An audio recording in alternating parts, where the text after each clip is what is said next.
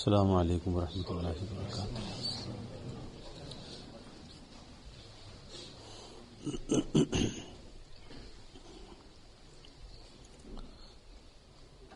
الحمد للہ وکفی وسلام علی عبادہ الذین اصطفی، اما بعد فاعوذ باللہ من الشیطان الرجیم، بسم اللہ الرحمن الرحیم۔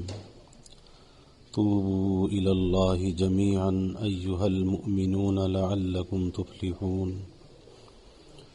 قال النبی صلی اللہ علیہ وسلم: الا کلکم خطاؤون خیر الخطائین التوابون، او کما قال علیہ الصلاۃ والتسلیم۔ رب اشرح لی صدری ویسر لی امری واحلل عقدۃ من لسانی یفقہوا قولی۔ سبحانک لا علم لنا الا ما علمتنا انک انت العلیم الحکیم۔ ان اللہ وملائکتہ یصلون علی النبی یا ایہا الذین آمنوا صلوا علیہ وسلموا تسلیما۔ اللہم صل علی محمد عبدک ورسولک وصل علی المؤمنین والمؤمنات والمسلمین والمسلمات۔ صدق اللہ العظیم وصدق رسولہ النبی الکریم، ونحن على ذلك لمن الشاہدین والشاکرین، والحمد للہ رب العالمین۔ اللہ رب العزت کا بے حد کرم اور احسان ہے، اللہ تعالیٰ نے ہمیں اپنی اصلاح کی فکر کے ساتھ مل بیٹھنے کا یہ موقع عطا فرمایا۔ اللہ تعالیٰ ہم سب کے اس مل بیٹھنے کو قبول فرمائے اور اسے اللہ تعالیٰ اپنی رضا کا ذریعہ بنائے۔ عمل وہی ہے کہ جو اللہ کو پسند آ جائے، اور عمل وہی ہے کہ جو اللہ کی رضا کے لیے کیا جائے۔ اس لیے کسی بھی عمل سے پہلے اپنی نیتوں کو خالص کرنا چاہیے کہ یا اللہ ہمارا یہ مل بیٹھنا، ہمارا یہ بولنا، یہ سننا، یا اللہ یہ آپ کی رضا کے لیے ہے۔ اور جب آدمی دل سے یہ نیت اور ارادہ کر لیتا ہے تو پھر اس عمل میں جو اخلاص کا درجہ ہے وہ اسے حاصل ہو جاتا ہے۔ حکیم الامت حضرت تھانوی رحمۃ اللہ علیہ ایک بات فرمایا کرتے تھے، اور اس پر مجھے یاد آئی کہ مولانا یہ بات کہہ رہے تھے کہ ہمیں کس نیت کے ساتھ کسی دینی محفل میں بیٹھنا چاہیے۔ حکیم الامت رحمۃ اللہ علیہ فرماتے تھے، مجدد وقت تھے اور نبض امت پر حضرت کا ہاتھ تھا۔ فرمایا کرتے تھے کہ دینی محفل میں جو لوگ شرکت کرتے ہیں تو اس میں مختلف نیتیں ان کی ہوتی ہیں، مختلف اغراض ہوتی ہیں۔ کوئی انسان صرف برکت کے لیے آ کر بیٹھتا ہے کہ چلو بیٹھنے سے برکت مل جائے گی۔ کوئی انسان بیٹھتا ہے کہ جی بیان کرنے والے کا انداز کیا ہے، وہ بیان کیسا کر رہا ہے۔ کوئی اس لیے بیٹھتا ہے کہ اس کی دینی معلومات کے اندر اضافہ ہو جائے گا، اس لیے بیٹھتا ہے۔ تو حضرت فرمایا کرتے تھے کہ بھئی قطع نظر ان سب باتوں سے یہ دیکھو کہ اس محفل میں، اس مجلس میں جو باتیں عرض کی جا رہی ہیں اس میں بعض کام ایسے ہوتے ہیں جو کرنے کے ہوتے ہیں، جو ہمیں کرنا ضروری ہوتا ہے، اور بعض باتیں ایسی ہوتی ہیں کہ جو کوئی برائی سے تعلق رکھتی ہیں، جس کی مذمت بیان کی جاتی ہے، جو قابل ترک ہوتی ہیں۔ تو جب انسان اس محفل میں کسی ایسی بات کو سنے جس میں کوئی ترغیب ہے، رغبت دلائی جا رہی ہے، نیکی کا کام ہے، اور اس پر اللہ نے پہلے سے عمل کی توفیق دی ہے، تو دل ہی دل میں اللہ کا شکر ادا کرتا جائے کہ یا اللہ تیرا شکر ہے کہ تو نے مجھے اس نیکی پر عمل کی توفیق دی ہے۔ اور اگر اس پر عمل کی توفیق نہیں ہے تو پھر اسی وقت بیٹھے بیٹھے یہ ارادہ کر لینا چاہیے کہ یا اللہ آئندہ میں اس نیکی کا اہتمام کروں گا، اس نیکی پر میں عمل کروں گا، بیٹھے بیٹھے ارادہ کر لے۔ اسی طریقے سے اگر کسی برائی کی مذمت کو بیان کیا جا رہا ہے اور اللہ نے اس سے بچنے کی توفیق دی ہوئی ہے تو دل ہی دل میں اللہ کا شکر ادا کرے کہ یا اللہ تیرا شکر ہے کہ اس برائی سے تو نے بچا رکھا ہے، آئندہ بھی حفاظت فرما۔ اور اگر اللہ نہ کرے اس برائی میں ابتلا ہے تو پھر اسی وقت بیٹھے بیٹھے اللہ کے سامنے توبہ کر لے، معافی مانگ لے کہ یا اللہ، اور دل ہی دل میں، کیونکہ ہر بندے کا اپنے رب کے ساتھ ایک خاص تعلق ہے۔ ہم تم ہی آگاہ ہیں اس ربط خفی سے، ہم تم ہی آگاہ ہیں اس ربط خفی سے، راز کسی اور کو یہ معلوم نہیں ہے۔ کہ اللہ اور بندے کے درمیان جو تعلق ہے بندہ جانتا ہے یا اللہ جانتا ہے کہ اس کا اللہ کے ساتھ کیسا تعلق ہے۔ یہی وجہ ہے کہ ہم کسی کی ظاہری حالت کو دیکھ کر اس کے بارے میں ہمیں کوئی اظہار رائے نہیں کرنا چاہیے، کوئی برے رائے کا اظہار نہیں کرنا چاہیے، نہ معلوم اس کا اللہ کے ساتھ کیسا تعلق ہو، اللہ کے ساتھ وہ کیسا جڑا ہوا ہو۔ تو اس لیے دل ہی دل میں اللہ سے رجوع کر لے، یا اللہ میں توبہ کرتا ہوں، یا اللہ میں آئندہ اس برائی کے قریب نہیں جاؤں گا۔ تو مجدد تھانوی رحمۃ اللہ علیہ فرماتے تھے کہ جب اس نیت اور ارادے کے ساتھ انسان کسی دینی محفل میں بیٹھتا ہے تو پھر ایک نشست اور ایک محفل اسے اللہ تک پہنچانے کے لیے کافی ہو جاتی ہے، اس نیت اور ارادے کے ساتھ بیٹھے۔ اور یہ جو دل کے ساتھ اللہ کے ساتھ دل ہی دل میں اللہ سے جڑا ہوا ہے، اللہ کے ساتھ اس کا تعلق اور ایک کنیکشن جو ہے وہ قائم ہے۔ حضرت موسیٰ علیہ السلام کا مشہور واقعہ ہے کہ حضرت موسیٰ علیہ السلام کے زمانے میں قحط پڑا۔ موسیٰ علیہ السلام اپنی قوم کو لے کر باہر نکلے کہ اللہ سے توبہ اور استغفار کیا جائے، لیکن وہاں سے کیا پیغام آیا کہ اے موسیٰ، اس مجمع میں ایک شخص ایسا ہے جب تک وہ اس مجمع سے نہیں نکلے گا باران رحمت نہیں برسے گا۔ حضرت موسیٰ علیہ السلام نے اعلان کر دیا کہ بھئی اس مجمع میں وہ جو بھی شخص ہے اس مجمع سے نکل جائے، کیونکہ اس ایک شخص کی وجہ سے ساری خلق خدا پریشان ہے۔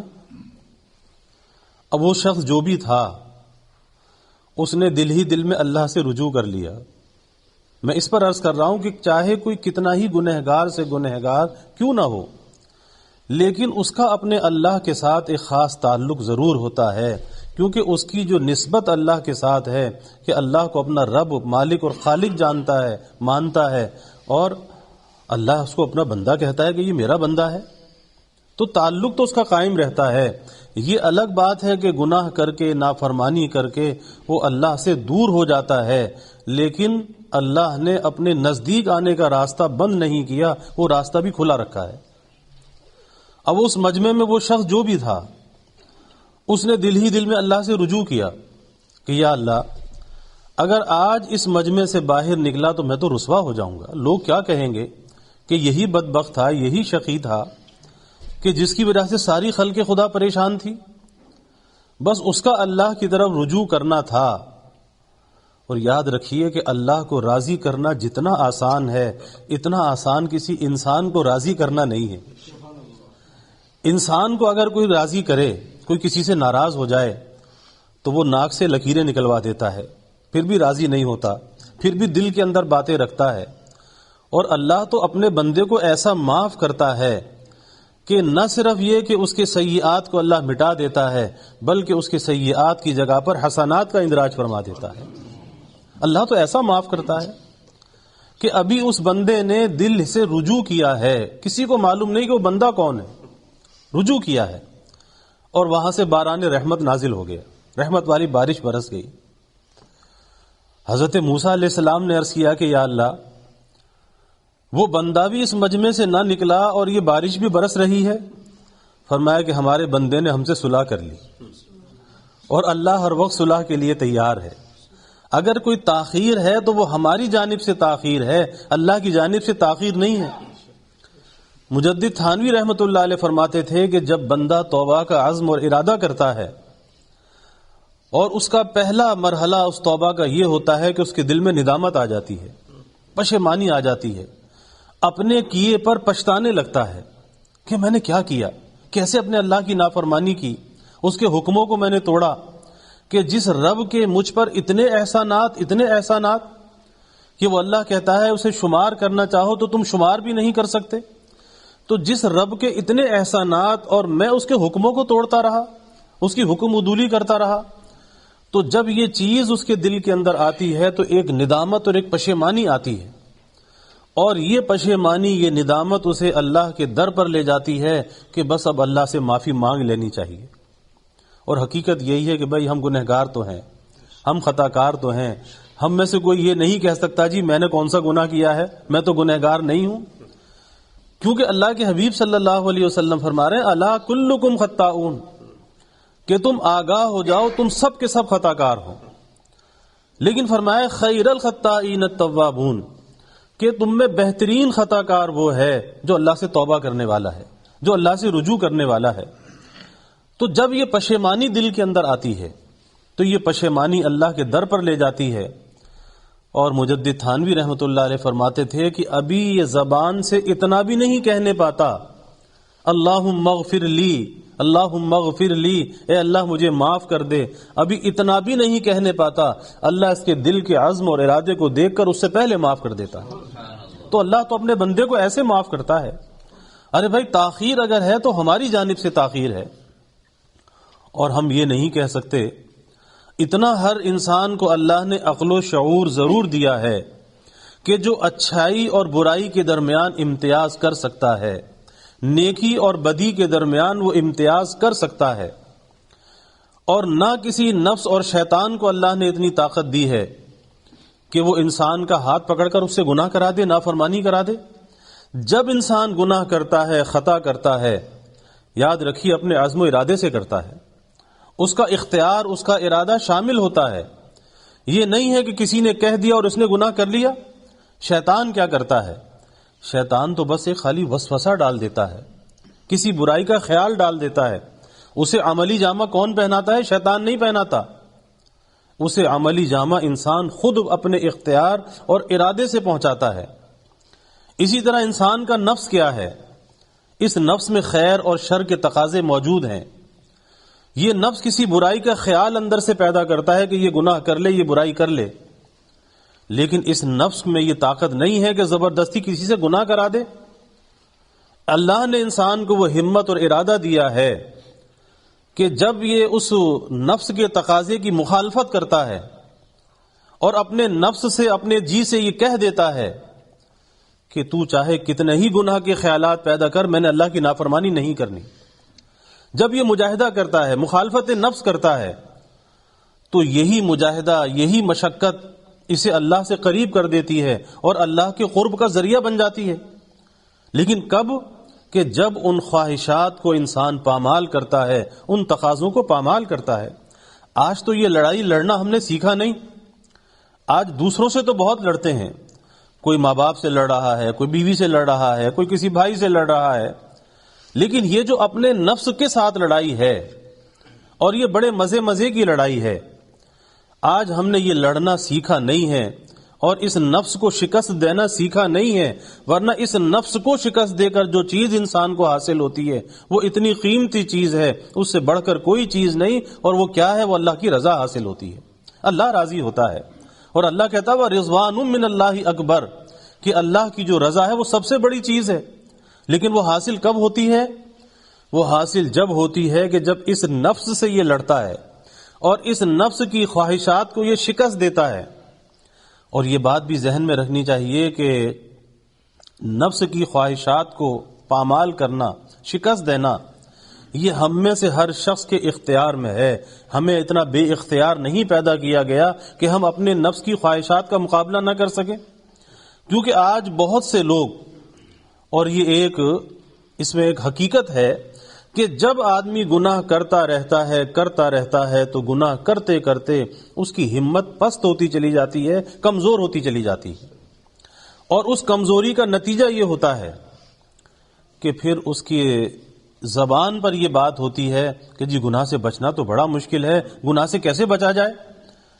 پھر وہ اپنے آپ کو مورد الزام نہیں ٹھہراتا، پھر وہ ماحول کو مورد الزام ٹھہراتا ہے کہتا جی آج ماحول ایسا ہے، آج جگہ جگہ بے حیائی ہے، فحاشی ہے، عریانی ہے، دعوت گناہ ہے۔ ارے بھائی اسی ماحول میں رہ کر بھی انسان اپنے آپ کو بچا سکتا ہے، اس معاشرے میں رہ کر بھی اپنے آپ کو بچا سکتا ہے۔ مولانا روم رحمت اللہ علیہ فرماتے ہیں، گرچہ رخنا نیست عالم راہ پدید، خیرہ یوسف وار می آیت دوید، کہ اگر سارے عالم کے اندر تمہیں بچنے کا کوئی روزن اور سوراخ نظر نہیں آتا کہ بچیں کیسے، ہر طرف دعوت گناہ ہے، کس طرح سے بچیں؟ تو کہا کہ اللہ پر بھروسہ کر کے یوسف علیہ السلام کی طرح دوڑ تو لگا کر دیکھو کہ بچنے کا موقع تو وہاں پر بھی نہیں تھا، کس طرح کمرے پر کمرے بند تھے، تالے لگے ہوئے تھے، اور کتنا اندر جا کر اس نے دعوت گناہ دی۔ لیکن وہی بات کہ نبی کا یقین اور بھروسہ جو اللہ پر ہوتا ہے وہ غیر نبی کا نہیں ہو سکتا۔ اور آج بھی وہ مدد جو یوسف علیہ السلام کے شامل حال ہوئی، وہ مدد آج بھی موجود ہے اور آج بھی ہمارے شامل حال ہوا چاہتی ہے، لیکن ہم اس مدد کو لینے والے تو بنے، ہم اپنے رب کو پکاریں تو صحیح، اپنے رب کی طرف دوڑیں تو صحیح، پھر دیکھیں کہ وہ مدد کیسے ہمارے شامل حال ہوتی ہے۔ اور حقیقت یہی ہے کہ جب بندہ اپنے رب کو پکارتا ہے، اب اس کی پکار سے پہلے ابھی وہ پکار اس کے الفاظ کا روپ نہیں دھارتی، اللہ کی مدد تو اس سے پہلے آ جاتی ہے۔ اللہ تو اتنی جلدی اپنے بندے کی مدد کرتا ہے۔ کتابوں کے اندر واقعہ آتا ہے کہ ایک شخص 70 برس تک بت کے سامنے کھڑا ہو کر پکارتا رہا، یا صنم یا صنم یا صنم، 70 برس تک پکارتا رہا، لیکن بت نے کیا جواب دینا تھا؟ ایک مرتبہ بھولے سے اس کی زبان سے نکل گیا یا صمد، بھولے سے نکلا، اختیاری طور پہ نہیں، ارادے سے نہیں، بھولے سے۔ فوراً اللہ کی جانب سے آواز آئی، لبیک یا عبدی، بول میرے بندے کیا چاہتا ہے؟ فوراً آواز آئی۔ تو فرشتوں نے کہا کہ یا اللہ، یہ تو بھولے سے اس کی زبان سے نکلا، 70 برس یہ بت کو پکارتا رہا، بت نے اسے جواب نہ دیا، اور ایک دفعہ بھولے سے یا سمجھ نکل گیا اور آپ نے اس کا جواب دے دیا۔ تو اللہ نے کہا کہ اگر میں جواب نہ دیتا تو پھر مجھ میں اور اس بت میں کیا فرق ہوتا؟ تو وہ رب جو بھولے سے ایک کافر اسے پکارے، اس کی پکار پر وہ رب جواب دے، تو ایک ایمان والا بندہ اسے مدد کے لیے پکارے تو کیا اس کے لیے مدد نہیں آئے گی؟ مدد تو ضرور آئے گی۔ لیکن مولانا روم رحمت اللہ علیہ فرماتے ہیں کہ تم دوڑ تو لگاؤ۔ یوسف علیہ السلام نے کیسے دوڑ لگائی؟ بچنے کی تو وہاں بھی امید نہیں تھی، لیکن جب دوڑ لگائی اللہ کی مدد آ گئی، وہ تالے ٹوٹتے چلے گئے، دروازے کھلتے چلے گئے، اللہ نے بچا لیا۔ اور آج بھی اس ماحول کے اندر، چاہے وہ ماحول کتنا ہی گراوٹ اور پستی کا شکار ہے، لیکن اس ماحول کے اندر ہم اپنے آپ کو بچا سکتے ہیں، اپنے ایمان کو بچا سکتے ہیں، اپنی حیا کو، اپنی عفت کو، اپنی پاک دامنی کو ہم بچا سکتے ہیں، اپنے اخلاق اور کردار کو بچا سکتے ہیں، لیکن شرط یہ ہے کہ دل کے اندر عزم اور ارادہ ہونا چاہیے اور اللہ سے مدد مانگنی چاہیے۔ حضرت ڈاکٹر عبدالحی صاحب عارفی نور اللہ مرقدہ، حکیم الامت حضرت تھانوی رحمت اللہ علیہ کے اجل خلفاء میں سے تھے، کراچی میں، فرمایا کرتے تھے کہ بھائی جب گناہ کا کوئی تقاضا پیدا ہو، گناہ کا کوئی خیال پیدا ہو، تو 2 کام کر لیا کرو۔ پہلا کام تو یہ کیا کرو کہ فوراً اللہ کی طرف رجوع ہو جایا کرو۔ سب سے پہلا کام کہ یا اللہ میں کمزور ہوں، یا اللہ میں نفس و شیطان سے نہیں بچ سکتا، یا اللہ آپ میری مدد فرمائیں۔ فوراً دل ہی دل میں اللہ سے رجوع ہو جائے۔ اور دوسری بات فرمایا کرتے تھے کہ پھر جب اللہ سے رجوع جب ہو گیا، اب اللہ کی مدد ضرور آئے گی، اب ہمت اور ارادہ کر کے اپنے آپ کو اس گناہ سے بچائے۔ دیکھیں کس طرح سے گناہ سے بچتا ہے۔ اور اگر شامت اعمال سے انسان سے کبھی گناہ ہو جائے، تو شامت اعمال سے گناہ ہونے کا مطلب یہ نہیں ہے کہ کبھی نفس سے، شہوت سے مغلوب ہو کر، ماحول سے مغلوب ہو کر اگر کبھی اس نے کوئی گناہ کر لیا، کوئی برائی کر لی، تو اس کا مطلب یہ نہیں ہے کہ اسے گناہ کرنے کا کوئی سرٹیفکیٹ مل گیا، اب یہ بار بار وہ گناہ کرتا رہے، اس پر اصرار کرتا رہے۔ ارے بھولے سے اگر کوئی گناہ ہو گیا تو توبہ کا دروازہ کھلا ہوا ہے، اسے تو فوراً پشیمان ہونا چاہیے کہ میں یہ کیا کر بیٹھا، فوراً اللہ کی طرف رجوع کرنا چاہیے، اللہ سے معافی مانگنی چاہیے، یہ نہیں کہ گناہ پر اصرار کرتا چلا جائے۔ یاد رکھیے کہ گناہ پر اصرار کرنا، اور بعض دفعہ ذہن کے اندر شیطان یہ خیال ڈالتا ہے کہ یہ تو چھوٹا گناہ ہے، کر لو، یہ تو صغیرہ ہے، کر لو۔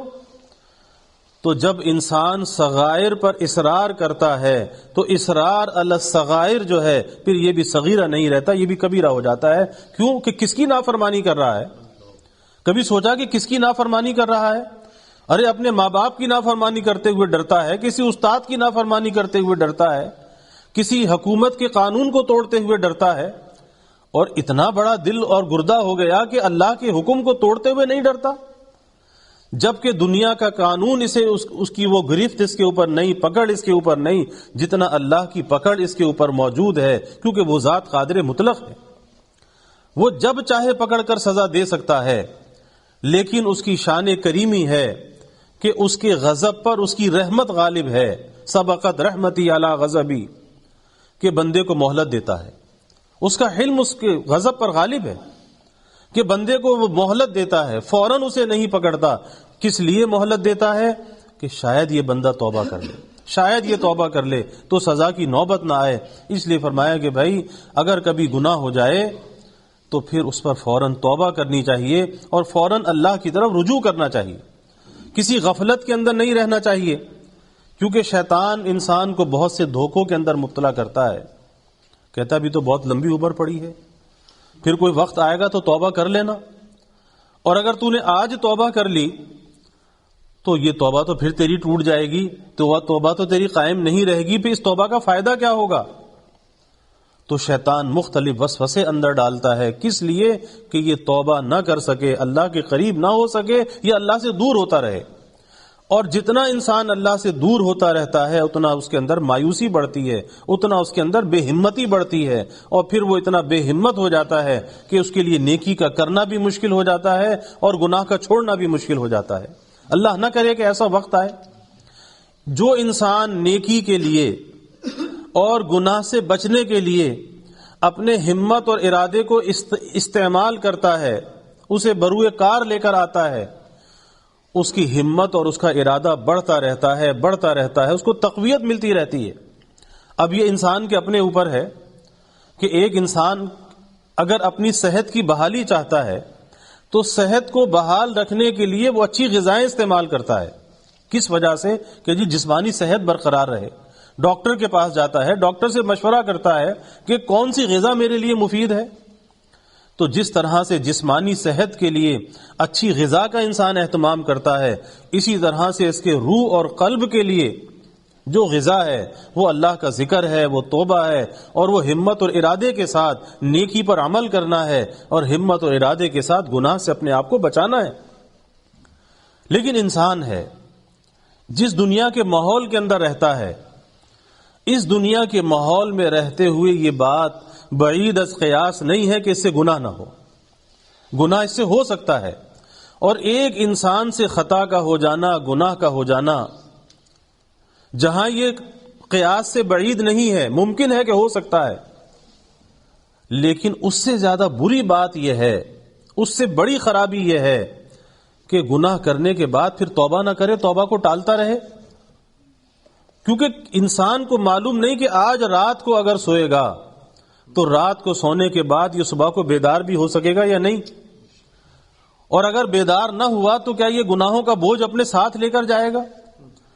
اسی لیے بزرگوں نے فرمایا کہ بھائی رات کو سونے سے پہلے روزانہ توبہ کیا کرو، توبہ کیا کرو، اللہ سے اپنا معاملہ روزانہ صاف کر کے سویا کرو، نہ معلوم سونے کے بعد پھر بیدار ہونا نصیب ہو یا نہ ہو، اس لیے روز اپنا معاملہ صاف کر کے سو۔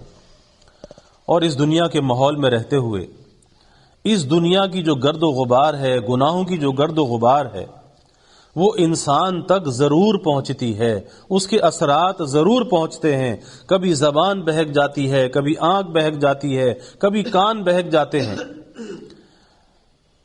اب اس کے لیے کیا علاج ہے کہ یہ جو اس کی زبان بہک رہی ہے، اس کی آنکھ بہک رہی ہے، اور اس کے خیالات جو ہیں وہ بہک رہے ہیں، اور بالخصوص آج کے زمانے میں یہ سوشل میڈیا کی لعنت آج اس نے انسان کو انتشار ذہنی کے اندر مبتلا کر رکھا ہے کہ انسان کے اندر جو ایک ذہنی یکسوئی ہوتی ہے، ایک قلبی یکسوئی ہوتی ہے، وہ ذہنی یکسوئی، وہ قلبی یکسوئی آج اس سوشل میڈیا کے ذریعے سے وہ آج برباد ہو چکی ہے۔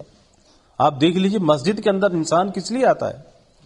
اللہ کی عبادت کرنے کے لیے آتا ہے، لیکن جیب کے اندر یہ موبائل فون جو موجود ہے، اب وہ کیسی نماز پڑھتا ہے، کتنا اللہ کی طرف متوجہ ہوتا ہے، لیکن نماز پڑھ کر سب سے پہلے جس بات کی فکر ہوتی ہے وہ جیب سے موبائل نکال کر اس نے میسج دیکھنا ہوتا ہے۔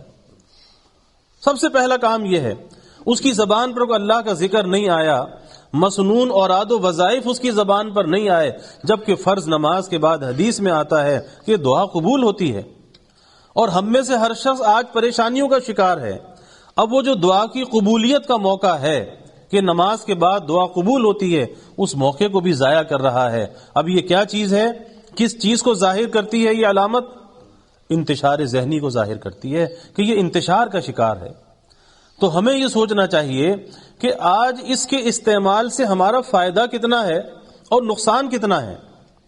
اگر انسان اس کی حقیقت کے اندر غور کرے تو آج فائدہ تو اس کا کچھ بھی نہیں سوائے اس کے کہ ایک رابطے کی صورت ہے، لیکن نقصان اس کا آج بہت زیادہ ہے، بہت زیادہ ہے۔ اور سب سے بڑا جو نقصان ہے وہ انسان کی ذہنی اور قلبی یکسوئی آج وہ برباد ہو رہی ہے۔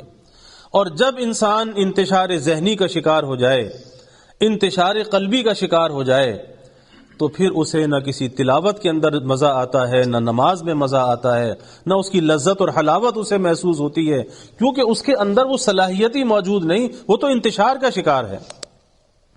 حکیم الامت حضرت تھانوی رحمۃ اللہ علیہ کا واقعہ ہے کہ ایک مرتبہ چہل قدمی فرما رہے تھے، صبح کا وقت تھا، اور حضرت مفتی محمد شفیع صاحب رحمۃ اللہ علیہ حضرت کے ساتھ تھے۔ تو راستہ چلتے چلتے حضرت نے جیب سے کاغذ اور پینسل نکالی اور کاغذ پر کچھ لکھا اور اسے واپس جیب میں رکھ لیا، اور پھر سوال کیا کہ مولوی شفیع، آپ نے دیکھا کہ میں نے کیا کیا؟ کہا کہ حضرت آپ نے کاغذ پر کچھ لکھا اور اسے جیب میں رکھ لیا۔ کہا کہ یہی تو بتانا چاہتا ہوں کہ یہ ایسا کیوں کیا؟ فرمایا کہ جب بھی کوئی بات ذہن میں آتی ہے، میں اپنے دل دماغ کا جو بوجھ ہے وہ فوراً کاغذ پر منتقل کر دیتا ہوں، فوراً اسے لکھ لیتا ہوں۔ اور فرمایا کہ کس وجہ سے لکھ لیتا ہوں؟ اس وجہ سے لکھ لیتا ہوں کہ تاکہ ذہن اور قلب جو ہے یہ فارغ رہے، اور مبادہ کبھی فراغت قلبی کے ساتھ اللہ کا نام لینے کی توفیق مل جائے۔ فراغت قلبی کے ساتھ کہ اپنے دل کو فارغ رکھا جائے۔ اور یہ دل اللہ نے بنایا کس لیے ہے؟ یہ دل اللہ نے اس لیے نہیں بنایا کہ اس کو پراگندہ کیا جائے، ایسی چیزوں کو دیکھا جائے، ایسی چیزوں کو سنا جائے کہ جس کے برے اثرات اس دل میں نقش ہو جائیں۔ آج یہی سب کچھ ہو رہا ہے کہ آج کے زمانے میں ہمارا نوجوان ایک ذہنی آوارگی کا شکار ہے، اور اس ذہنی آوارگی کی تسکین کے لیے وہ ساری رات فیس بک پر بھی جاتا ہے، وہ سوشل میڈیا کو استعمال کرتا ہے، وہ یوٹیوب کو استعمال کرتا ہے، اور یہ وقت کا اتنا بڑا ڈاکو ہے کہ گھنٹوں گزر جاتے ہیں، انسان کو احساس بھی نہیں ہوتا کہ میری زندگی کا کتنا قیمتی وقت ضائع ہو رہا ہے۔ اور پھر اس کے ذریعے سے آج جو خلوت انسان کی ہے، تنہائی، جس خلوت کے اندر اسے جلوت سے زیادہ با ادب ہونا چاہیے تھا، اسے اس بات کا احساس اور ادراک ہونا چاہیے تھا کہ خلوت میں اگر میرے پاس کوئی نہیں ہے، میرا اللہ تو موجود ہے، اور اگر مجھے کوئی نہیں دیکھ رہا تو میرا اللہ تو مجھے دیکھ رہا ہے۔ لیکن آج ہم ایک دھوکے کے اندر مبتلا ہیں کہ خلوت میں سمجھتے کہ کوئی ہمیں دیکھ نہیں رہا۔ تو جب کوئی ہمیں دیکھ نہیں رہا تو پھر جو چاہے ہم کرتے رہیں۔ یاد رکھیے کہ کوئی انسان اگر نہیں دیکھ رہا، لیکن وہ پیدا کرنے والا رب تو دیکھ رہا ہے، اور اس کی نظروں سے کیسے پوشیدہ ہو سکتے ہو؟ اس کی نظروں سے کیسے چھپ سکتے ہو؟ اور جو کچھ بھی تم کر رہے ہو، یہ زندگی کی فلم جو ہے یہ ریکارڈ ہو رہی ہے۔ اور آج کے زمانے کے ان جدید آلات نے اس چیز کو سمجھنا آسان کر دیا۔ پہلے لوگ کہتے تھے ساری زندگی کی فلم کیسے بن جائے گی، ساری زندگی کا ڈیٹا کیسے جمع ہو جائے گا، کون اسے لکھے گا؟ تو آج ان جدید چیزوں نے اس کا سمجھنا بھی آسان کر دیا کہ چھوٹی چھوٹی سی چپ ہوتی ہے اور کتنا کتنا ڈیٹا اس میں آ جاتا ہے. تو جب انسان ایسی چیزیں بنا سکتا ہے تو ہمارا رب تو پھر کیا کچھ بنا سکتا ہے. اس لیے بھائی ڈرنے کا مقام ہے، ڈرنے کا مقام ہے کہ تنہائی کے اندر یہ نہ سوچو کہ کوئی ہمیں نہیں دیکھ رہا. ارے بھائی تنہائی میں اللہ تو دیکھ رہا ہے. اور ایسے ایسے واقعات رونما ہو رہے ہیں کہ بعض لوگ جو عمر کی اس حد کو پہنچ جاتے ہیں، بڑھاپے کی حد پر، کہ جہاں پر اگلی منزل سوائے قبر کے اور کچھ نہیں ہوتی. لیکن ایسے ایسے واقعات موجود ہیں کہ نوجوان بچے آ کر اپنے والد کے بارے میں کہتے ہیں کہ جی ساری رات جو ہے وہ کمپیوٹر کے آگے بیٹھے رہتے ہیں اور فحش چیزیں دیکھتے رہتے ہیں اور پھر سارا دن وہ سوتے رہتے ہیں. آپ اندازہ لگائیے کہ آج کا نوجوان بھی غفلت کے اندر مبتلا، آج کا بوڑھا بھی غفلت کے اندر مبتلا، تو پھر آخر انجام کیا ہوگا؟ اس انجام کو بھی تو سوچنا چاہیے. اور اللہ نہ کرے کہ موت پر تو ہمارا یقین ہے کہ موت برحق ہے، موت آنی ہے، لیکن ہر انسان کے دل میں یہ تمنا ہوتی ہے کہ اس کی موت اچھی موت ہو. اور بعض موتیں ایسی ہوتی ہیں، قابل رشک ہوتی ہیں، کہ اللہ ایسا ایمان پر خاتمہ نصیب کرتا ہے کہ جب انسان اس کو سنتا ہے تو دل میں یہ آرزو اور تمنا کرتا ہے کہ کاش ہماری موت بھی ایسی موت ہو. لیکن بری موت جس سے پناہ مانگی گئی ہے، اللہ نہ کرے کہ اس غفلت کی حالت میں جب انسان کسی برائی کے اندر مبتلا ہے، کسی بری چیز کو دیکھ رہا ہے، اس حالت کے اندر اگر موت آ گئی تو وہ موت کیسی موت ہوگی؟ کیا وہ اللہ کی یاد والی موت ہوگی؟ وہ ذکر والی موت ہوگی؟ اس لیے بھائی یہ گناہ کی جو لذت ہے اور یہ گناہ کی جو جرأت ہے، اس پر کبھی اپنے آپ کو مستقل مزاجی سے نہیں لگانا چاہیے، بلکہ ڈرنا چاہیے. گناہ کی جرأت ایک جرأت بے جا ہے ناداں، گناہ کی جرأت ایک جرأت بے جا ہے ناداں، اخفائے گناہ کے پردے میں ایک مستور ندامت ہوتی ہے. کہ آج کل تو وہ زمانہ آ گیا کہ آج کے زمانے میں انسان گناہ کر کے بھی ڈرتا نہیں، اور گناہ کر کے اتنا بے باک ہے، اتنا آزاد اپنے کو سمجھتا ہے کہ اپنے گناہ کی تشہیر بھی خود کرتا ہے. ادھر گناہ کرتا ہے، ادھر فیس بک پہ ڈال دیتا ہے، یعنی اپنی زندگی کے کارناموں کو اس کا ریکارڈ خود بنا رہا ہے. اللہ کے یہاں تو بن ہی رہا ہے، لیکن اللہ مہلت بھی انسان کو دیتا ہے. یہاں تک حدیث شریف میں آتا ہے کہ جب کوئی انسان گناہ کرتا ہے تو اللہ فرشتے کو، جو لکھنے والے یہ دائیں اور بائیں بیٹھے ہیں، تو اس فرشتے کو ایک پہر کے لیے اللہ ٹھہرا دیتا ہے، ایک پہر کے لیے کہ ٹھہر جا، شاید بندہ توبہ کر لے، لکھنے کی نوبت ہی نہ آئے. تو اللہ تو اپنے بندے پر اتنا مہربان کہ یہ خطا کر رہا ہے، اس رب کی نافرمانی کر رہا ہے، لیکن اس رب کو پھر بھی اس کے ساتھ اتنا پیار ہے کہ فرشتے کو ٹھہرا رہا ہے کہ ایک پہر کے لیے ٹھہر جا، شاید یہ بندہ توبہ کر لے، لکھنے کی نوبت نہ آئے. اور بندہ کیا کر رہا ہے؟ بندہ یہ کر رہا ہے کہ اپنے گناہ پر خود گواہ مقرر کر رہا ہے اور اپنی خطا کی تشہیر خود کر رہا ہے. اللہ تو ستاریت کی چادر ڈال رہا ہے، اس کے عیب اور خرابی کو چھپا رہا ہے، اور یہ خود اس کی تشہیر کر رہا ہے.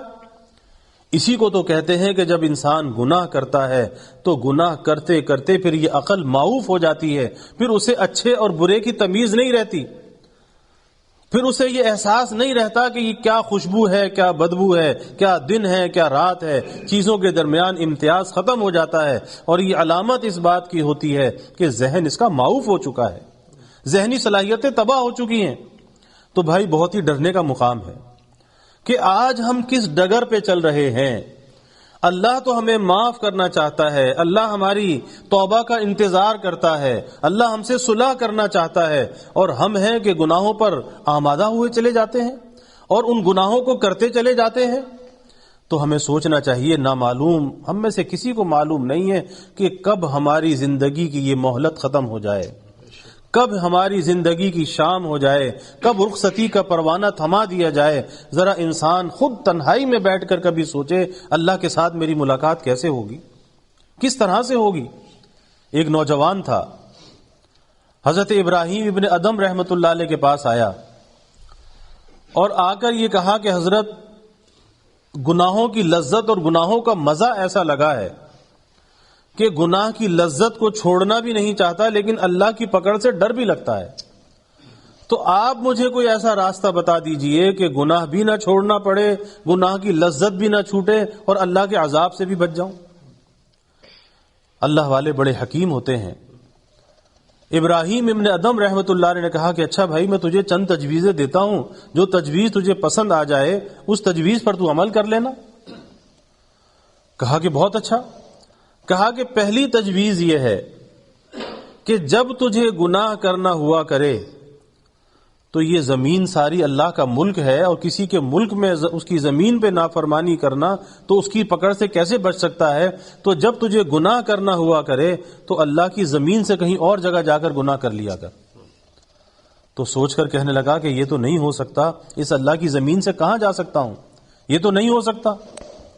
تو کہا کہ دوسری تجویز پھر یہ دیتا ہوں کہ یہ جو تو اللہ کا رزق کھاتا ہے تو اللہ کا رزق کھانا چھوڑ دے، اور جب قیامت کے دن اللہ تجھ سے سوال کرے کہ کیوں گناہ کرتا تھا تو کہہ دینا کہ جب آپ کا رزق ہی نہیں کھاتا تھا تو پھر آپ مجھ سے سوال کیوں کرتے ہیں؟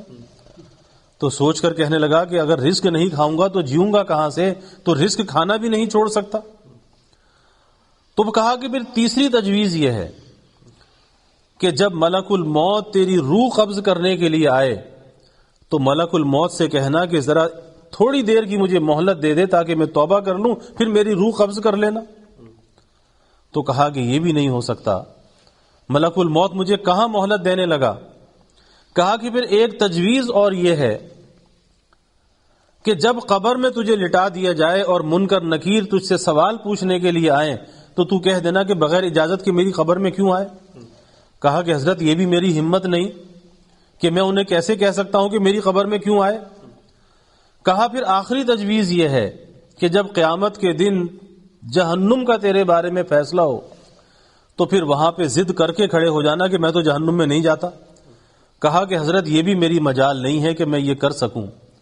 تو کہا کہ جب یہ کچھ بھی تو نہیں کر سکتا تو بھائی پھر تیرے پاس ایک ہی راستہ ہے کہ تو اللہ سے پکی سچی توبہ کر لے، پکی سچی توبہ کر لے۔ اور بھائی ہمیں اللہ سے جو توبہ کرنی چاہیے وہ پکی سچی توبہ کرنی چاہیے۔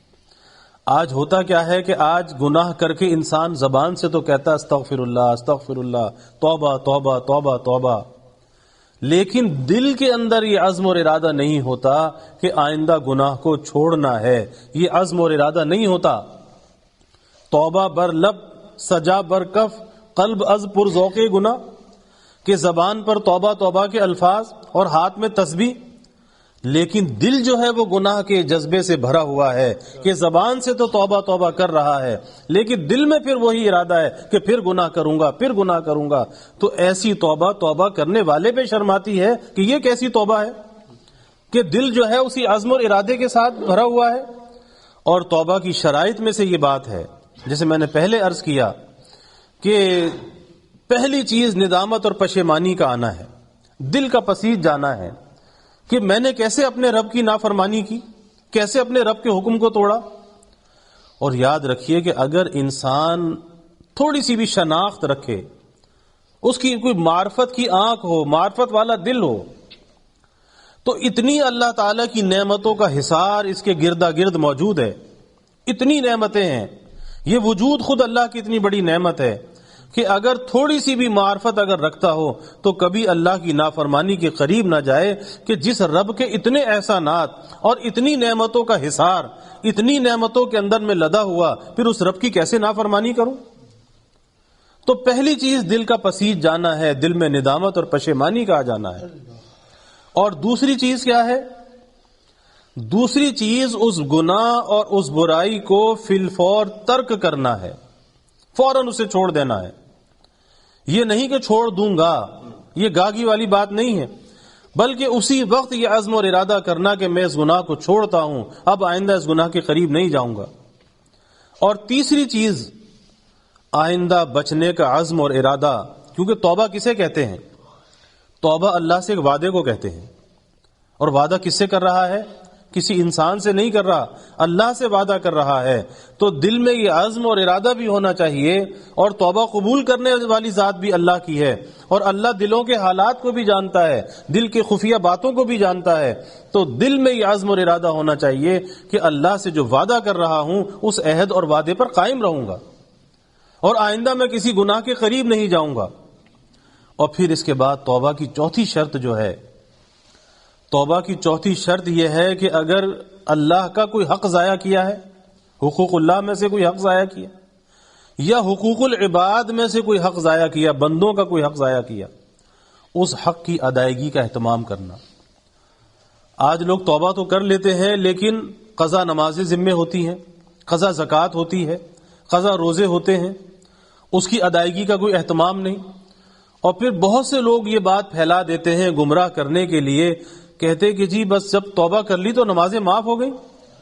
ارے بھائی، آپ نے اگر کسی سے قرض لیا اور اس قرض کی ادائیگی کے اندر تاخیر ہو گئی تو تاخیر تو معاف ہو سکتی ہے، لیکن وہ قرض معاف نہیں ہو سکتا۔ وہ آدمی قرض معاف نہیں کرے گا، تاخیر کو معاف کر دے گا۔ اسی طریقے سے جو نماز ہم نے قضا کی، روزے قضا کیے، اس تاخیر کو تو اللہ معاف کر دے گا، لیکن وہ روزہ تو رکھنا پڑے گا، نماز تو پڑھنی پڑے گی۔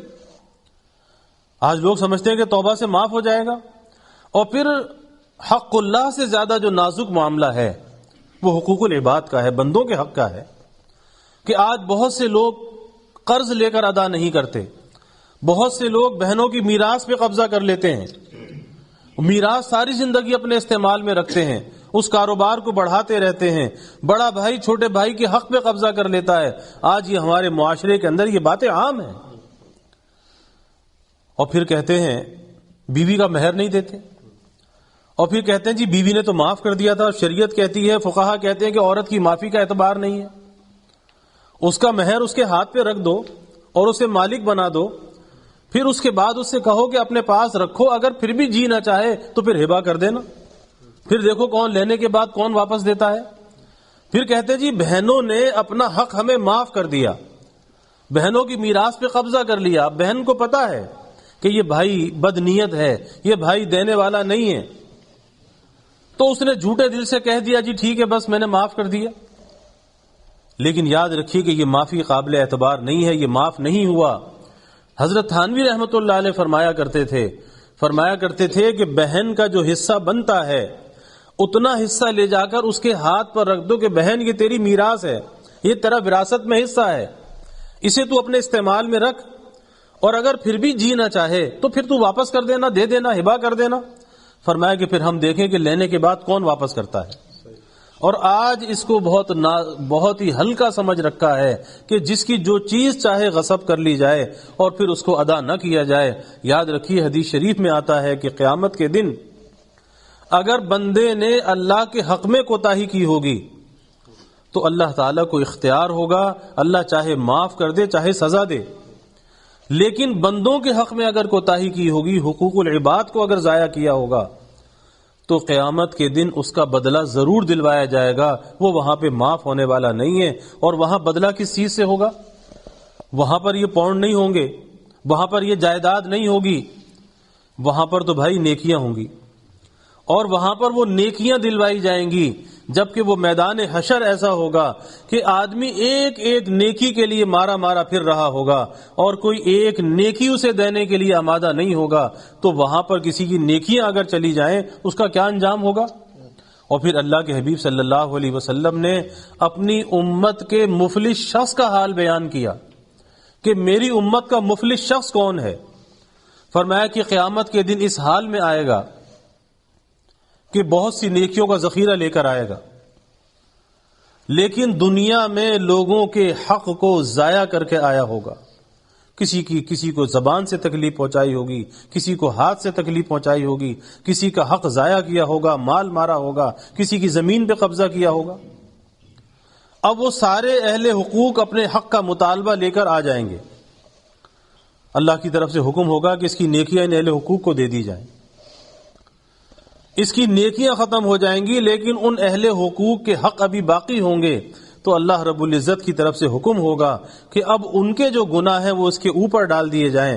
آپ نے فرمایا کہ یہ میری امت کا مفلس شخص ہے، آیا تھا اس حال میں کہ نیکیوں کا ذخیرہ لے کر آیا تھا، لیکن اب یہ اس حال میں کھڑا ہے کہ دوسروں کے گناہوں کا بوجھ اس کے سر پر ہے۔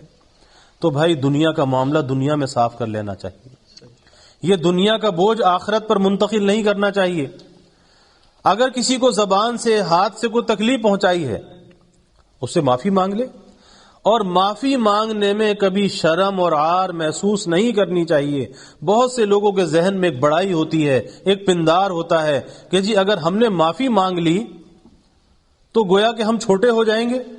یاد رکھیے کہ معافی مانگنے سے کبھی آدمی چھوٹا نہیں ہوتا، بلکہ معافی مانگنے سے اللہ کی نظر میں وہ بڑھ جاتا ہے، کبھی چھوٹا نہیں ہوتا۔ اس ذہن سے اس بات کو نکالنا چاہیے، اور معافی مانگنے میں کبھی دیر نہیں کرنی چاہیے۔ آج گھروں میں میاں بیوی کے تعلقات میں اتنی ناچاقی ہے کہ ایک کمرے میں رہتے ہوئے آپس میں بول چال نہیں ہوتی۔ کس وجہ سے نہیں ہوتی؟ کہ دونوں انا پرستی کا شکار ہوتے ہیں، وہ اپنی انا میں، وہ اپنی انا میں، کچھ وہ کھچے کھچے رہے، کچھ ہم کھچے کھچے رہے، اور اسی میں ٹوٹ گیا چاہ کا رشتہ۔ اتنی چاہ اور محبت کا رشتہ اس انا کی نظر ہو جاتا ہے۔ ارے بھائی کوئی غلطی ہو گئی معافی مانگ لو، اس میں کون سی شان گھٹنے والی ہے؟ لیکن اپنے اس پیار اور محبت کے رشتے کو تو قربان نہ کرو۔ اس لیے معافی مانگنے کے اندر دیر نہیں کرنی چاہیے، فوراً معافی مانگنی چاہیے۔ حضرت تھانوی رحمۃ اللہ علیہ کے پاس ایک شخص بیعت ہونے کے لیے آیا، حضرت نے بیعت کر لیا۔ اب بیعت ہونے کے بعد کہتا ہے کہ حضرت آپ نے ایک بات تو مجھ سے پوچھی نہیں۔ پوچھا وہ کیا بات تھی؟ کہا پہلے چوری کرتا تھا، لوگوں کے گھر میں ڈاکے ڈالتا تھا۔ کہا کہ اچھا، فرمایا کہ اب کیا صورت ہے؟ کہا کہ میرے پاس تو دینے کے لیے کچھ بھی نہیں۔ تو حضرت تھانوی رحمۃ اللہ علیہ نے فرمایا کہ ایک لسٹ بناؤ کہ کس کس کے یہاں کیا کیا چوری تم نے کی ہے، اپنی یادداشت سے لسٹ بناؤ۔ لسٹ بنا کر لایا۔ پھر حضرت نے فرمایا کہ دیکھو، اور جب انسان کے اندر سچی طلب ہوتی ہے، طالب صادق ہوتا ہے، اللہ تعالیٰ کی مدد اس کے شامل حال ہوتی ہے۔ پھر اللہ غیب سے راستے پیدا فرماتا ہے۔ وَمَن يَتَّقِ اللَّهَ يَجْعَل لَّهُ مَخْرَجًا وَيَرْزُقْهُ مِنْ حَيْثُ لَا يَحْتَسِبُ وَمَن يَتَوَكَّلْ عَلَى اللَّهِ فَهُوَ حَسْبُهُ۔ پھر جو اللہ پہ بھروسہ کرتا ہے اللہ اس کے لیے کافی ہو جاتا ہے۔ جب وہ لسٹ بنا کر لایا، حضرت نے فرمایا کہ اب ایک ایک شخص کے پاس جاؤ اور جا کر اس سے یہ کہو کہ بھائی فلاں وقت میں نے آپ کے یہاں چوری کی تھی، لیکن اب میرے پاس ادائیگی کی کوئی صورت نہیں ہے، یا تو آپ اللہ کے لیے مجھے معاف کر دیں یا مجھے مہلت دے دیں، جب میرے پاس ہوگا میں آپ کا حق دے دوں گا۔ اور پھر وہ جو جواب دے اس کے دستخط کے ساتھ اس کا جواب لکھوا کر لاؤ۔ طالب صادق تھا، ایک ایک کے پاس گیا، اور جب یہ سچی طلب انسان کے اندر ہوتی ہے کہ وہ دنیا کا بوجھ دنیا میں ہلکا کرنا چاہتا ہے، اللہ کی مدد ہوتی ہے، جس کے پاس جاتا تھا سب نے اسے معاف کر دیا، اور کیفیت کے خانے میں دستخط بھی کر دیے کہ جی ہم نے اللہ کے لیے معاف کر دیا۔ ایک ہندو کے یہاں چوری کی تھی، ہندو نے اس کیفیت کے خانے میں لکھا کہ حسبۃ للہ میں معاف کرتا ہوں، اور وہ سارا پورا پرچہ لے کر، معافی مانگ کر، سب کی دستخط لے کر حکیم الامت رحمت اللہ علیہ کے پاس آیا، آ کر پرچہ پیش کر دیا۔ حضرت نے فرمایا کہ بھائی مجھے کیسے پتا چلے کہ تو معافی مانگ کر آیا یا خود بخود دستخط کر کر آ گیا، مجھے کیسے پتا چلے؟ اس نے کہا حضرت آپ جیسے چاہے اب تصدیق کر لیں، میں تو ایک ایک سے معافی مانگ کر آیا ہوں، اور آپ کی برکت سے سب نے مجھے معاف کیا ہے۔ حضرت نے فرمایا کہ اچھا ایسا کرو کہ پوسٹ کارڈ لے کر آؤ، اور جتنے نام اس لسٹ میں ہیں اس سے ڈبل پوسٹ کارڈ لے کر آؤ، کہ ایک پوسٹ کارڈ یہاں سے جائے گا اور اس پہ دوسرے پہ جواب آئے گا، تو جوابی پوسٹ کارڈ بھی ساتھ لے کر آؤ۔ سچا طالب تھا، پوسٹ آفس گیا، پوسٹ کارڈ خرید کر لایا۔ جب پوسٹ کارڈ لے کر آیا، حضرت نے فرمایا کہ بس اب میری تسلی ہو گئی، یہ پوسٹ کارڈ آپ مجھے دے دیں اور یہ پیسے آپ مجھ سے لے لیں، یہ میرے استعمال میں آ جائیں گے، اب میری تسلی ہو گئی۔ تو بھائی لوگوں کا جو حق ہے، کسی کو زبان سے تکلیف پہنچائی، کسی کو ہاتھ سے تکلیف پہنچائی، اور آج ہماری زبان سے دوسرے جو ہیں وہ محفوظ نہیں ہیں، خاص کر گھروں کے اندر والدین، بوڑھے والدین۔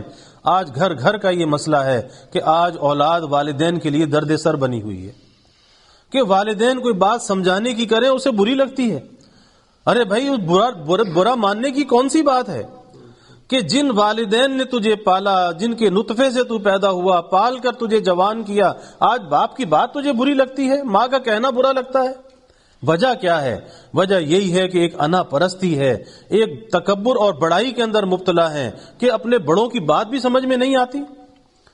یہی وجہ ہے کہ پھر ایسی اولاد دنیا کے اندر پھر محرومیوں کا منہ دیکھتی ہے، کیونکہ وہ اپنی والدین کی دعاؤں سے محروم ہوتی ہے، اور جب وہ والدین کی دعاؤں سے محروم ہو جاتے ہیں پھر کوئی بھی محرومی آ جائے پھر یہ بات بعید نہیں ہے۔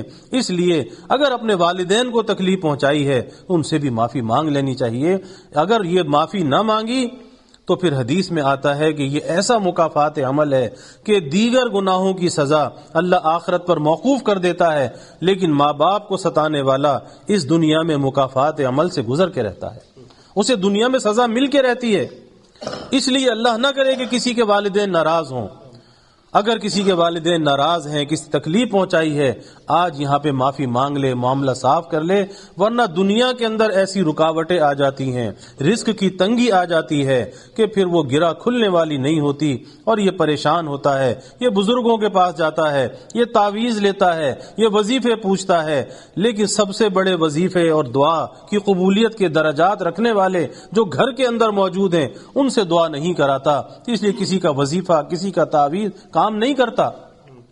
حکیم الامت حضرت تھانوی رحمۃ اللہ علیہ کے پاس ایک شخص آتا تھا، پریشانیاں بیان کرتا تھا، حضرت کچھ پڑھنے کے لیے وظیفہ بتا دیتے تھے۔ ایک مرتبہ حضرت نے اس سے پوچھا کہ بھائی اتنی مدت گزر گئی آپ کو میرے پاس آتے ہوئے، آپ کی پریشانیاں بڑھتی چلی جا رہی ہیں، مرض بڑھتا گیا جوجو دوا کی، تو آپ ایک بات مجھے بتاؤ کہ آپ کے والدین حیات ہیں؟ کہا جی ہاں والدین تو حیات ہیں۔ پوچھا کہ آپ سے راضی ہیں یا ناراض ہیں؟ کہا جی وہ تو مجھ سے ناراض ہیں، اتنا زمانہ گزر گیا، بول چال بھی نہیں ہے۔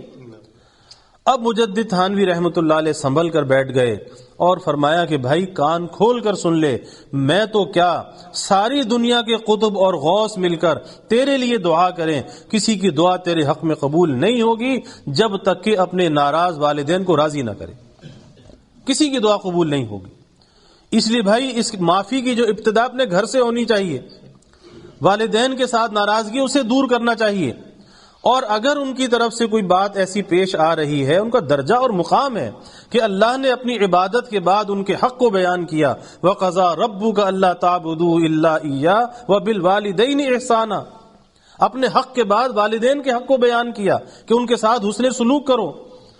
اور اگر وہ بڑھاپے کی عمر کو پہنچ جائیں، اور پھر ظاہر ہے کہ بڑھاپے کے اندر باتیں ہوتی ہیں، کمزوری ہوتی ہے، بیماریاں ہوتی ہیں، بار بار ایک بات کو کہتے ہیں، تو اگر کوئی ناگواری کی بات ہو تو فرمایا کہ اف بھی نہ کرنا، اف بھی چہ جائے کہ پلٹ کے جواب دینا، اللہ کے غضب کو دعوت دینا ہے۔ اس لیے ڈرنا چاہیے، والدین کی بات کو تحمل سے برداشت کرنا چاہیے۔ تو اس معافی کا جو آغاز ہے اپنے گھر سے ہونا چاہیے، اپنے والدین سے ہونا چاہیے۔ پھر جس کا اگر کوئی حق ضائع کیا ہے تو بھائی اس کے حق کو ادا کرنا چاہیے، اور دنیا میں اپنا معاملہ صاف کر لینا چاہیے۔ اور آخری بات یہ کہ رات کو سونے سے پہلے روزانہ اپنا محاسبہ کر کے اور اللہ سے معافی مانگ کر سونا چاہیے کہ سونے سے پہلے اپنا معاملہ اللہ سے صاف کر لے، نہ معلوم سونے کے بعد بیدار ہونا نصیب ہو یا نہ ہو۔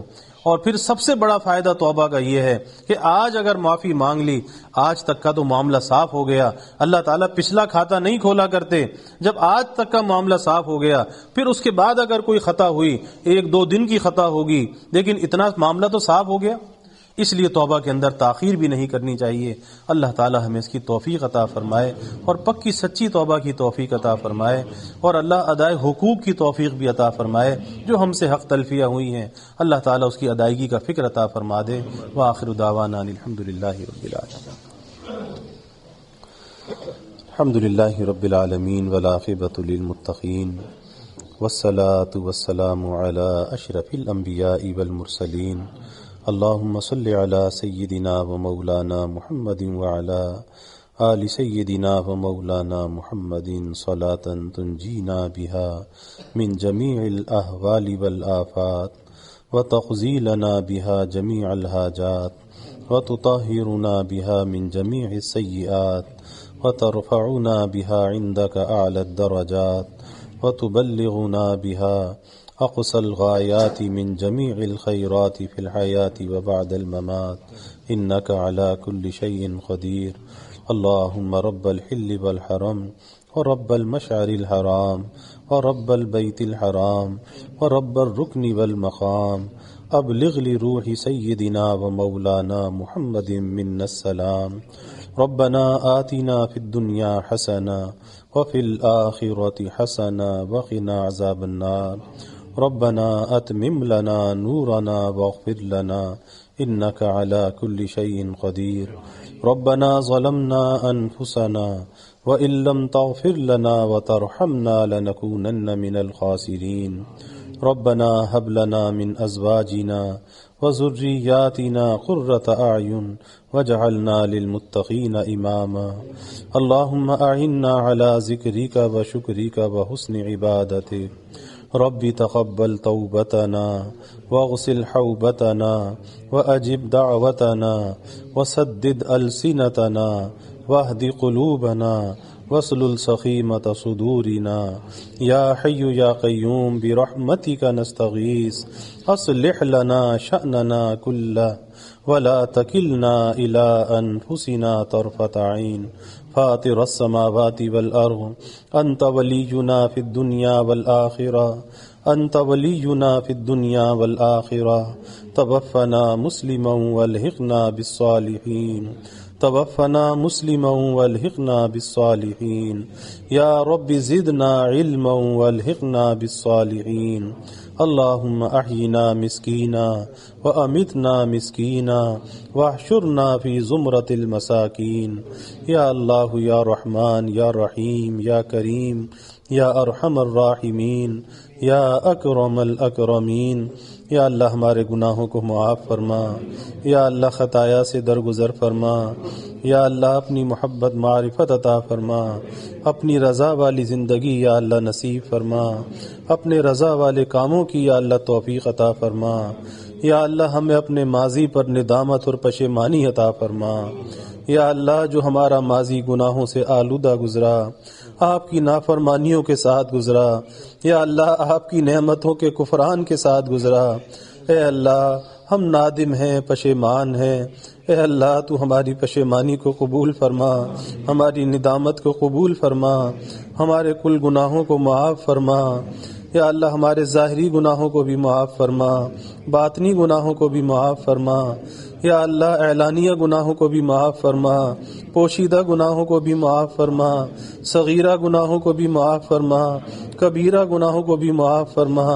یا اللہ دن کے گناہوں کو بھی معاف فرما، رات کے گناہوں کو بھی معاف فرما. یا اللہ جلوت کے گناہوں کو بھی معاف فرما، خلوت کے گناہوں کو بھی معاف فرما. یا اللہ جو یاد ہیں وہ بھی معاف فرما. یا اللہ جو کر کے بھول گئے وہ بھی معاف فرما. یا اللہ جو آپ کے علم ازلی ابدی میں ہے یا اللہ وہ بھی معاف فرما. یا اللہ ہمارے گناہوں پر معافی کا قلم پھیر دے. من نہ گویم کے طاعتم بھی پذیر، قلم اخبر گناہ ہم کش. یا اللہ ہم یہ نہیں چاہتے کہ ہماری نیکیوں کو تو قبول فرما، یا اللہ ہم تو یہ چاہتے ہیں کہ ہمارے گناہوں پر معافی کا قلم پھیر دے. یا اللہ ہمارے ہر قسمی گناہوں کو معاف فرما. یا اللہ آئندہ گناہوں کی نفرت ہمارے دلوں میں پیدا فرما، گناہوں سے بچنا ہمارے لیے آسان فرما. یا اللہ توبہ پر استقامت ہمیں نصیب فرما، پکی سچی توبہ کی یا اللہ توفیق عطا فرما. ہماری توبہ کو یا اللہ قبول فرما. یا اللہ جو حقوق ہم نے ضائع کیے اے اللہ اس کی ادائیگی کا فکر عطا فرما. حق اللہ کی ادائیگی کا بھی یا اللہ فکر عطا فرما، حقوق العباد کی ادائیگی کا بھی یا اللہ فکر عطا فرما. یا اللہ جو بوجھ ہمارے اوپر ہے وہ دنیا میں یا اللہ ہمارے اس بوجھ کو ہلکا فرما دے، دنیا میں یہ بوجھ ادا کروا دے. یا اللہ آخرت کے لیے کوئی بوجھ باقی نہ رہے. اے اللہ آخرت کی ذلت اور رسوائی سے بچانا. اے اللہ وہاں کی پکڑ سے بچانا، وہاں کی سزا سے بچانا، قبر کے عذاب سے بچانا. یا اللہ ہم کمزور ہیں، ضعیف ہیں. یا اللہ کسی قسم کے عذابوں کی سہار نہیں ہے. اے اللہ ہم تیری پکڑ کی سہار کیسے کر سکتے ہیں؟